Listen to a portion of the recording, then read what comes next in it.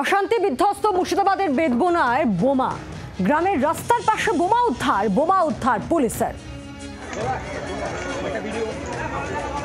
গ্রামের রাস্তার পাশে বোমা উদ্ধার, অশান্তি বিধ্বস্ত মুর্শিদাবাদের বেদবোনায় এবার বোমা উদ্ধার, গ্রামের রাস্তার পাশে বোমা উদ্ধার পুলিশের।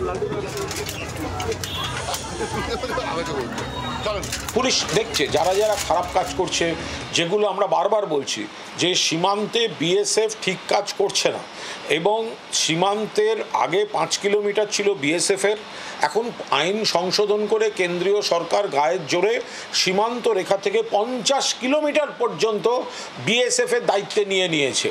ফলে এবার ওপাশ থেকে এসে বা আবার অন্য রাজ্য থেকে পশ্চিম দিক থেকে ঢুকে কোথাও যদি কেউ কোনো খারাপ কাজ করে থাকেন, তার জন্য ভুগতে হচ্ছে আমাদের, বদনাম করার জন্য করা হচ্ছে।